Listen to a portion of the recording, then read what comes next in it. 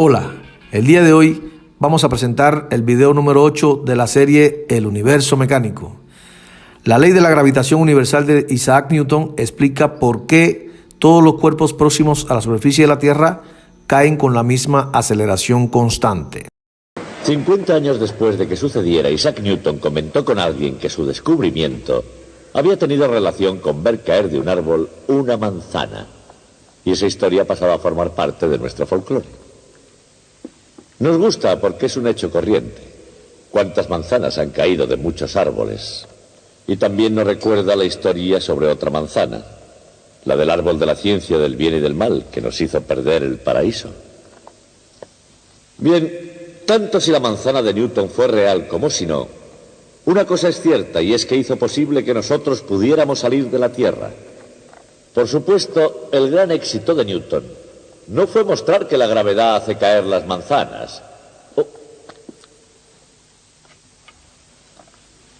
Vaya pelándola. Eso todo el mundo lo sabía. Su gran descubrimiento consistió en demostrar precisa y matemáticamente que la misma ley que explica por qué cae una manzana explica también por qué la luna no se cae del cielo. Esa explicación fue la clave del universo tal y como se entendía entonces. Los detalles de esa ley son difíciles e importantes y nosotros llegaremos a ellos, pero no hoy. Hoy quiero explicar primero cómo fue razonando Newton el problema y cómo demostró que tenía razón. La luna bajaba 0,126 milímetros, un veinteavo de pulgada, y se podría decir que es el primer veinteavo de pulgada en el recorrido de nuestro viaje a la luna.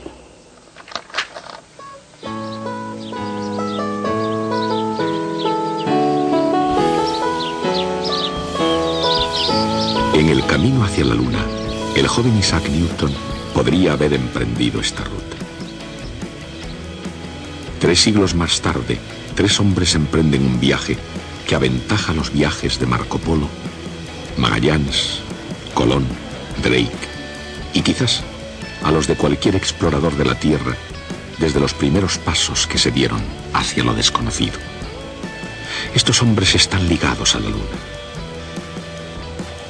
Su destino ya ha sido determinado por ingenieros y científicos, técnicos y visionarios, investigadores y pilotos de pruebas, con la mejor planificación y todo el material adecuado. Pero todo el mundo aquí, desde el primero al último, está subido a los hombros de un hombre, Isaac Newton.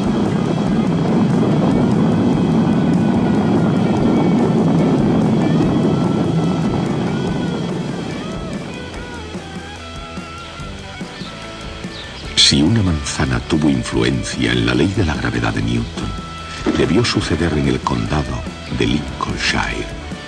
Pero ya se sabe que la historia se escribe con muchos síes.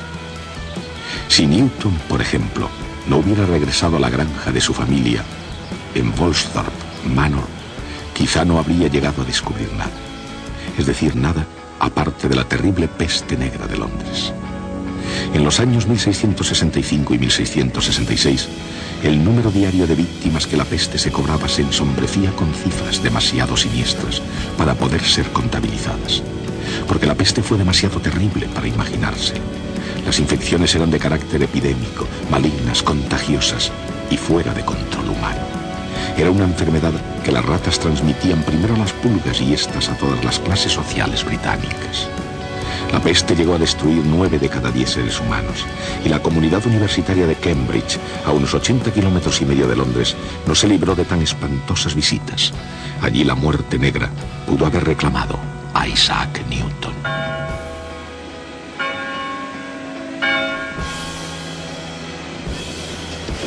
Pero Newton, en 1665, se retiró a los montes de Lincolnshire, y en ese bucólico escenario pienso que vivió Newton y resolvió algunos de los grandes misterios del universo.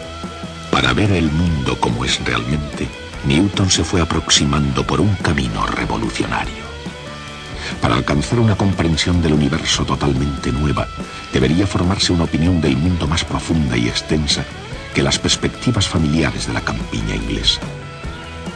Para un joven estudiante de 22 años, aún sin licenciatura, que nunca había viajado más lejos de Cambridge. El universo era un reto enorme. Por entonces, una gran revolución intelectual, cuyas semillas habían sido plantadas por Copérnico, se estaba desarrollando. Profesor de matemáticas, doctor en medicina y especialista en el derecho canónico de la Iglesia Católica, Nicolás Copérnico, sin ayuda de nadie, había establecido los fundamentos de la astronomía moderna. A principios del siglo XVI, después de haber estudiado en la Universidad de Cracovia, en su nativa Polonia, Copérnico fue profesor en Roma. En 1512 se trasladó a Frauenburg, en la Prusia Oriental, donde ejerció la medicina y obtuvo una canonjía en la catedral. Allí, hacia 1530, escribió el tratado que no solo cambió el mundo, sino el universo entero. Sabiamente dedicó su obra, La revolución de las órbitas celestes, al Papa Paulo III, y prudentemente retuvo su publicación hasta ya próxima su muerte en el año 1543. Pero Copérnico había logrado su objetivo, el sistema copernicano, que ya ningún poder logró después suprimir. Basado en antiguos datos astronómicos, en algunas cosas era únicamente un pequeño progreso sobre el sistema de Ptolomeo. Ambos puntos de vista estaban en gran parte basados en la filosofía aristotélica, sobre todo en el antiguo credo griego, de que todos los movimientos celestes eran círculos perfectos. Y por lo tanto, al igual que innumerables astrónomos anteriores a él, Copérnico, para explicar las aparentes desviaciones del movimiento circular uniforme, utilizaba epiciclos.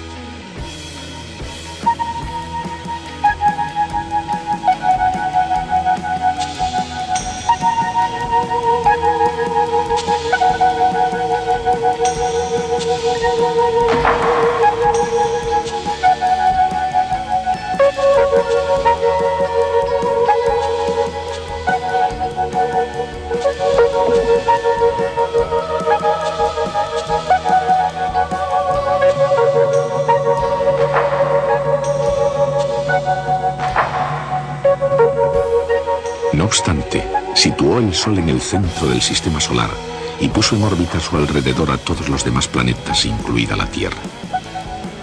De esa forma, Nicolás Copérnico hizo el trabajo de preparación de algo que algunos opinaron fue una mala jugada para Galileo Galilei. En el Renacimiento, aquel sistema de Copérnico suponía un serio peligro, pero solo en términos teóricos. Incluso si los astrónomos hubiesen querido oponerse a los puntos de vista aristotélicos de la Iglesia, ninguno de ellos hubiera sido capaz de demostrar que los planetas giraban en órbita alrededor del Sol. Y además, tampoco lo intentaron. Nadie lo hizo hasta que Galileo puso su entendimiento a la tarea, con Copérnico en el fondo de su mente. Y con ayuda de la última tecnología de la época, Galileo se esforzó por resolver algunos conceptos suyos inquietantes. Con planos inclinados e imaginándose el mundo en el vacío, comprendió la ley de la caída de los cuerpos. Todos los cuerpos caen con la misma aceleración constante. Al mismo tiempo se imaginó también el mundo sin rozamientos. Estos experimentos llevaron a Galileo a otro descubrimiento, la ley de inercia. Una bola rodando sobre un plano liso horizontal no se pararía nunca. Como todos los objetos sobre la Tierra, mantendría su movimiento a menos que algo alterase su trayectoria.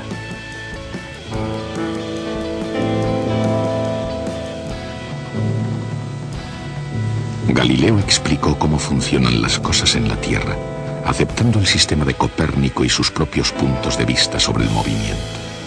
Pero se necesitaron 3 leyes más para poder explicar cómo funcionan las cosas por encima y más allá de la Tierra. Esas 3 leyes fueron una aportación de Johannes Kepler. La primera ley de Kepler daba a las órbitas planetarias una nueva forma no circular y situaba al Sol un poco desplazado del centro. Kepler se dio cuenta de que un planeta se encontraba unas veces más cerca y otras más lejos del Sol. De acuerdo con la segunda ley de Kepler, cuanto más cerca del Sol estaba un planeta, más rápido era su movimiento, y cuanto más alejado, más lentamente se movía.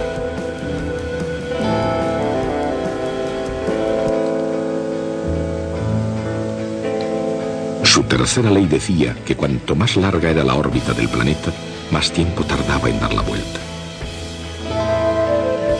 Esas tres leyes de Kepler describen el firmamento con una precisión sin precedentes.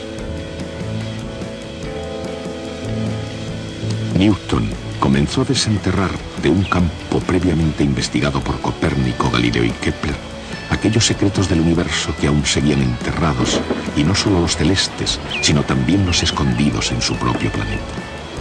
Antes de Isaac Newton, algunos colosos habían logrado explicar el cómo del cielo y la tierra.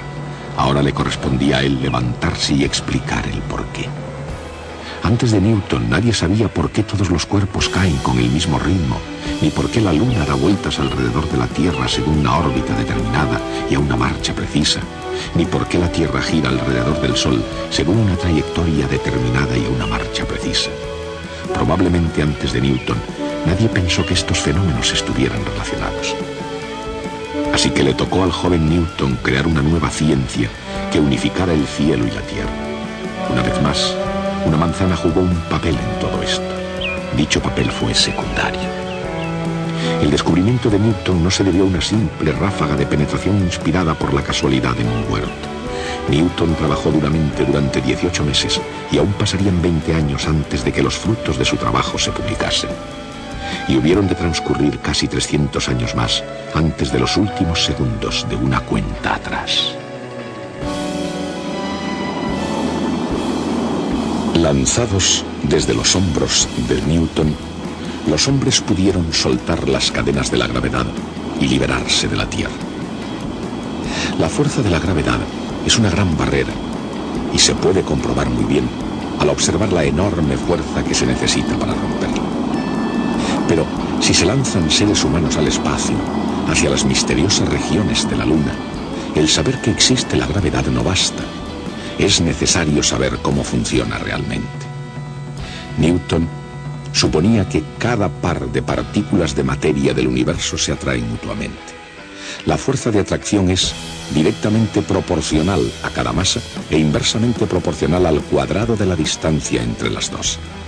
Esta ley se puede representar mediante una ecuación vectorial con una constante de proporcionalidad llamada G. G es igual para cada par de cuerpos del universo.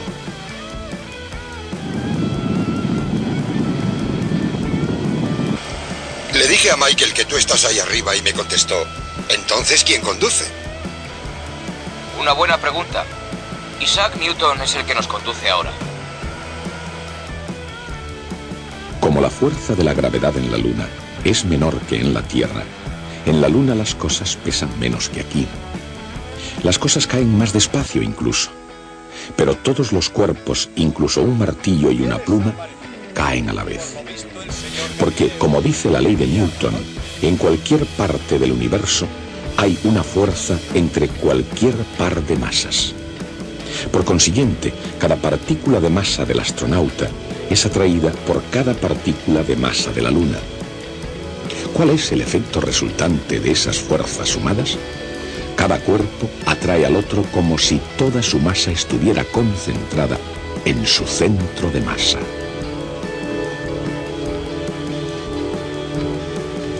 La fuerza que la gravedad de la Tierra ejerce sobre una manzana, por ejemplo, es menos G por la masa de la manzana, por la masa de la Tierra, dividida por el cuadrado de la distancia entre el centro de masa de la manzana y el centro de masa de la Tierra. Para fines prácticos, esa distancia es el radio de la Tierra. La fuerza también es masa por aceleración. Igualando, se simplifica la masa de la manzana de la ecuación, dejando una aceleración que no depende de la masa de la manzana.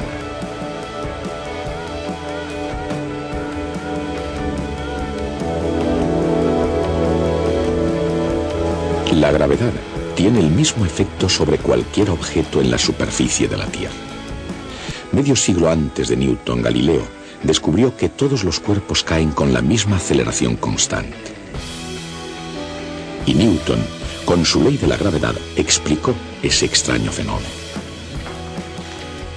La aceleración de la caída de un cuerpo en la Tierra es g minúscula. Es igual a la constante de gravitación universal, g mayúscula, multiplicada por la masa de la Tierra y dividida por el cuadrado del radio de la Tierra. Esa combinación nos da una aceleración de 32 pies por segundo, es decir, 9,8 metros por segundo al cuadrado. En la Luna actúa la misma fuerza, pero la aceleración es diferente. Sigue dependiendo de la constante de la gravitación universal. Pero ahora la masa es la masa de la Luna y la distancia es el radio de la Luna. Y la aceleración de un cuerpo que cae en la Luna es 1/6 de la aceleración en la Tierra.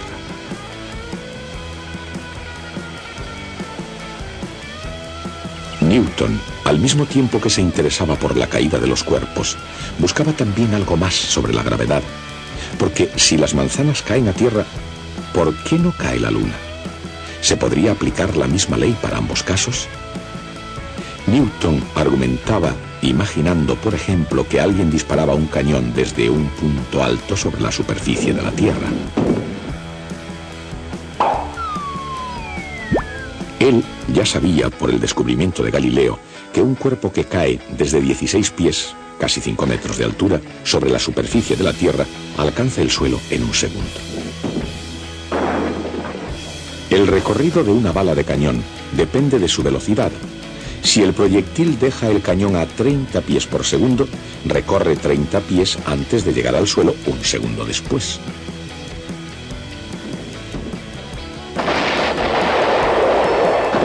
Pero Newton se dio cuenta que si el proyectil se disparase suficientemente rápido, tardaría más de un segundo en llegar al suelo. La superficie de la Tierra se va curvando por debajo de la bala de cañón antes de que la alcance. Él imaginó un movimiento tan rápido que la bala se mantiene cayendo mientras que la superficie de la Tierra se va curvando por debajo de ella. Dicho de otro modo, el proyectil se mantendría en órbita.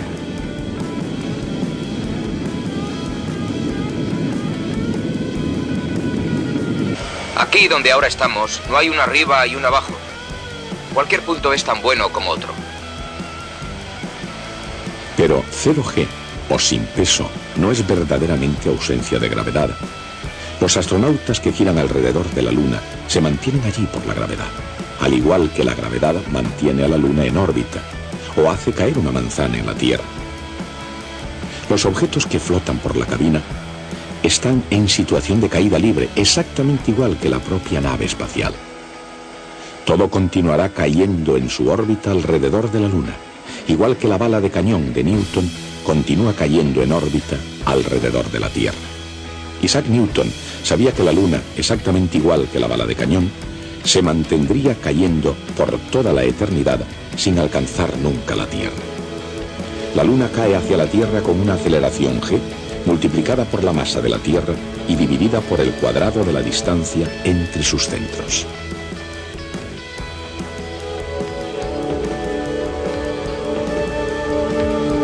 La fórmula es la misma que en el caso de la manzana o de cualquier otro cuerpo en la Tierra, con la diferencia de que la distancia no sería el radio de la Tierra. En este caso, se trata de la distancia de la Tierra a la Luna, que es mucho mayor. El ritmo a que la Luna cae es menor que el de caída de la manzana. Es igual al radio de la Tierra dividido por la distancia a la Luna al cuadrado. Ese cociente se conoce desde la antigüedad. Los matemáticos griegos calcularon la distancia a la Luna como unas 60 veces el radio de la Tierra. O sea que la Luna tendría que caer más lentamente que la manzana en 60 al cuadrado, o sea, 3.600 veces más despacio.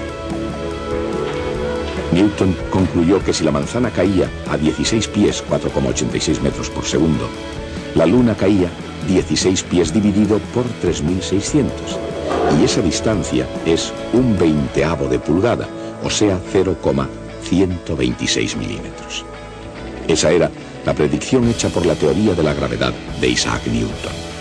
El siguiente paso decisivo fue comparar la teoría con la realidad, o dicho con otras palabras, la pregunta de cara a Newton era: ¿qué distancia recorrería de hecho la Luna en cada segundo de su caída? ¿Cómo pudo deducir la respuesta a partir de lo que sabía sobre la órbita de la Luna? Newton sabía que la Luna seguía una órbita casi circular y que tardaba aproximadamente un mes en dar una vuelta completa. Según el principio de inercia, la Luna opone resistencia a moverse en un círculo y tiende a marchar recto en la dirección de la tangente a la circunferencia. En un segundo, recorrería 40,281 pulgadas a lo largo de la recta. Siguiendo la trayectoria circular, la Luna va cayendo hacia el centro de la Tierra. Esa es la distancia que la Luna cae en un segundo.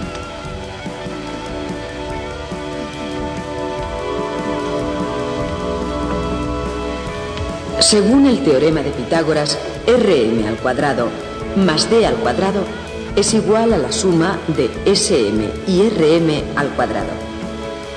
Así, D² es igual a Sm² más 2 veces Rm por Sm.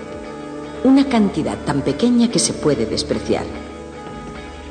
Dado el tamaño de Rm y D, Sm es un 1/20 de pulgada, 0,126 milímetros.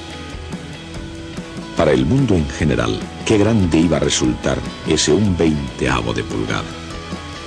Que los cuerpos continuarían cayendo por siempre por influencia de la gravedad ha sido probado por una asombrosa concordancia entre la teoría y la observación. La prueba de que 1/20 de pulgada explicaría tanto en la práctica como en la teoría los misterios de la caída de los cuerpos de Galileo y los movimientos celestes de Johannes Kepler. Pero a pesar de ser un secreto tan maravilloso, pasaron otros 20 años antes de que Newton lo compartiera con el mundo. Sin embargo, en ese momento, con ese resultado de 1/20 de pulgada, Newton supo que tenía en sus manos la clave del universo mecánico. Newton había dado el primer paso de un camino que nos conduciría al espacio y a la Luna.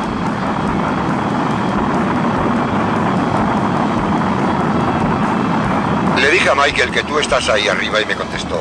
Entonces, ¿quién conduce? Una buena pregunta. Isaac Newton es el que nos conduce ahora. Adelante. Según la ley de gravitación universal de Newton, la fuerza de la gravedad entre dos cuerpos es directamente proporcional al producto de sus masas e inversamente proporcional al cuadrado de la distancia entre ellos. La ley de Newton explica por qué los cuerpos caen con la misma aceleración cuando están cerca de la superficie de la Tierra. Esa ley, combinada con el principio de inercia, explica también la órbita de la Luna y los movimientos de todos los cuerpos celestes.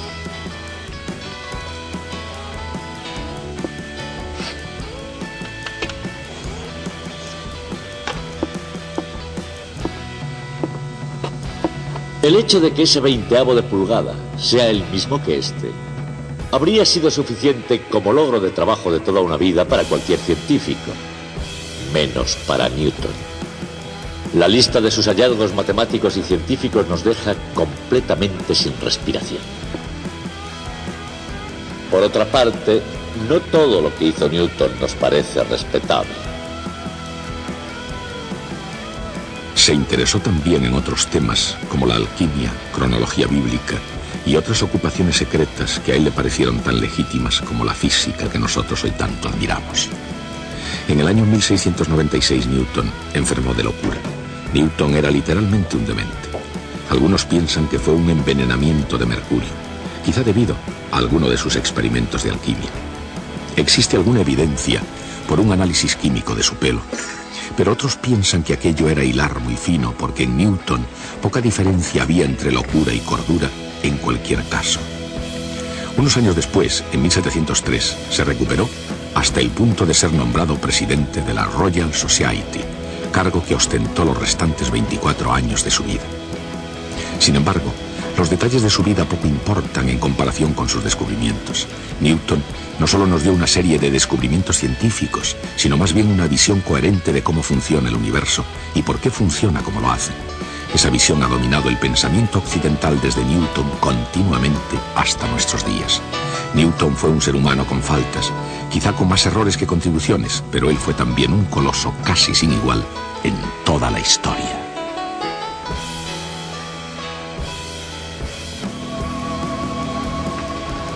Lord Byron escribió en su Don Juan: cuando Newton vio caer una manzana, en ese ligero sobresalto de su contemplación, encontró un modo de demostrar que la Tierra daba vueltas en una rotación de lo más natural, llamada gravedad. Y este es el único mortal que desde Adán pudo enfrentarse con una caída o con una manzana. El hombre cayó con manzanas y con manzanas se levantó. Y si esto es verdad, nosotros debemos pensar en el modo como Isaac Newton podía hacer descubrimientos con todo tipo de mecánica. Las máquinas de vapor muy pronto le llevarían a la Luna. Bueno, ¿qué aprendimos en este video? El descubrimiento de Newton hizo posible que saliéramos de la Tierra. El gran éxito de Newton fue demostrar de manera precisa que la misma ley que explica por qué cae una manzana también explica por qué la Luna no se cae del cielo. Esta fue la clave del universo tal y como se entendía entonces. Copérnico situó al Sol en el centro del sistema solar y puso en órbita alrededor a todos los demás planetas, incluida la Tierra. Galileo estableció la ley de la caída de los cuerpos. Todos los cuerpos caen con la misma aceleración constante. Imaginándose el mundo sin fricción, lo llevó al descubrimiento de la ley de inercia. Kepler aportó las leyes necesarias para explicar cómo funcionan las cosas por encima y más allá de la Tierra. La primera ley daba a las órbitas una forma no circular y situaba al Sol un poco desplazado del centro. Según su segunda ley, cuanto más cerca del Sol estaba un planeta, más rápido era su movimiento. Y cuanto más alejado, más lentamente se movía. Su tercera ley decía que cuanto más larga era la órbita del planeta, más tiempo tardaba en dar la vuelta. A partir de estos aportes, Newton comenzó a desenterrar los secretos del universo aún ocultos, teniendo el cómo le correspondía explicar el porqué. Descubrió entonces la forma de la fuerza de gravedad, explicando la ley de la caída de los cuerpos de Galileo. Comprobó también que la Luna cae hacia la Tierra 1/20 de pulgada, o sea 1.26 milímetros cada segundo. Te invito a escribir en un cuaderno los conocimientos adquiridos en el video de hoy. Si te gustó este video, no olvides suscribirte, darle like y compartir. Muchas gracias.